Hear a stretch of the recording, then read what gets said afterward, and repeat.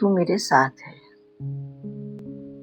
दोस्ती ख्वाब है और ख्वाब की ताबीर भी है।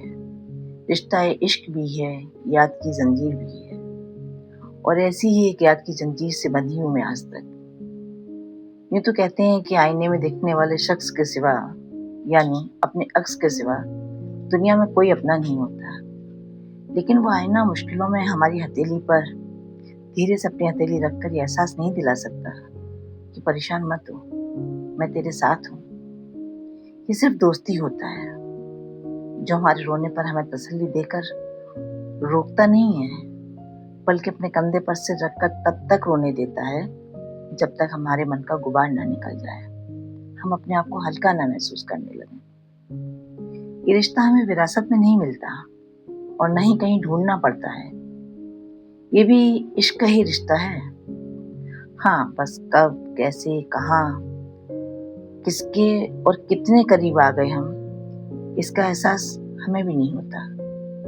कभी ये बचपन से हमारे साथ होता है और कभी उम्र के किसी मोड़ से साथ हो लेता है। मुझे लगता है कि बिना शर्तों के प्रेम में बहने वाला संसार का सबसे पावन रिश्ता है दोस्ती। माँ शक्ति रानी द्रौपदी का सम्मान जब दांव पर लगा तो सखा श्री कृष्ण ने ही साथ निभाया था। और कुछ ऐसा ही था मेरा और उसका रिश्ता। हम बचपन से ही साथ थे।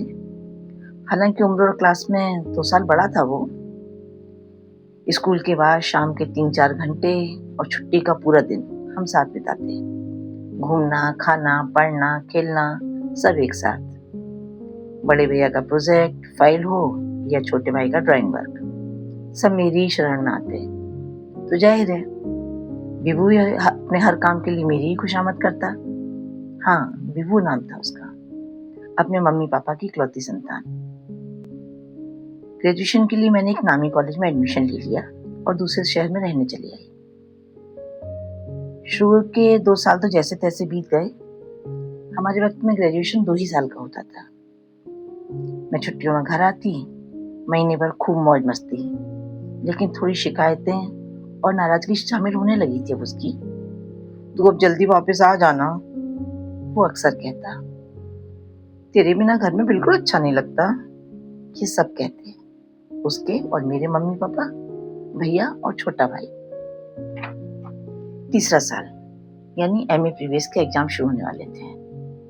मैं अपनी दोस्त अनामिका के घर में रहती थी एज अ पेइंग गेस्ट। ये विभू से तेरा रिश्ता क्या है? एक दिन यूं ही पूछ लिया अनामिका ने। रिश्ता क्या होता है यार? वो हमारे घर के मेंबर जैसा है, भैया जैसा। अच्छा, भाई मानती है, राखी बांधती होगी? नहीं भाई, मैं कोई राखी वाखी नहीं बांधती, ना भाई बोलती हूँ। वो विभू है, वो हमारा है, बस इतना ही काफी है। तेरी 100 बातों में से 75 बातें भैया और विभू की ही होती हैं। हाँ तो दोस्त है ना हम, तो बातें तो करेंगे ही। फिर अनामिका चुटकी लेने लगी। सिर्फ दोस्त या दोस्त से ज्यादा कुछ?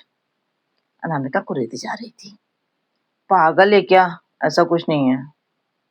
मैंने उसे तो टाल दिया, लेकिन मेरा मन कुछ उलझ सा गया। पहली बार लगा कि अब हम बड़े हो गए हैं। आजकल विभू के फोन पर बात करने का अंदाज भी कुछ बदला बदला सा लगने लगा मुझे। मैं ही बोलती रहती, वो बस सुनता रहता। मैं कुछ कहती तो कहता, तू बोल ना, मुझे अच्छा लग रहा है।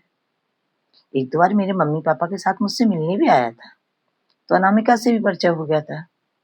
अब फोन पे खूब बातें होती थी उसकी और अनामिका की। मेरा पहला पेपर, मैं घर से निकल ही रही थी कि विभू का फोन आ गया। मैं बहुत जल्दी में थी। बोला, ये आखिरी कॉल है मेरा, अब एग्जाम खत्म होने के बाद ही बात करेंगे, और अब जल्दी से वापस आ जा, तुझसे कुछ कहना है मुझे। बस बस विभू, थोड़ा सा इंतजार और, जल्दी ही मिलेंगे, कहकर मैं फोन अनामिका को पकड़ाकर कॉलेज चली गई। न जाने क्या कहना चाहता था। मैं किसी भी कीमत पर अपने बचपन के दोस्त को, उसकी दोस्ती को खोना नहीं चाहती थी। 15 दिन में मेरे एग्जाम खत्म हो गए, लेकिन उसका फोन नहीं आया। वो उसका आखिरी कॉल था। मेरा इंतजार भी नहीं किया उसने। उस दिन मुझसे बात करने के बाद बाइक लेकर घर से निकला और हम सबको छोड़कर चला गया हमेशा के लिए। लेकिन मैंने उसे जाते हुए नहीं देखा। वो आज भी मेरे साथ है और हमेशा रहेगा, मेरा दोस्त।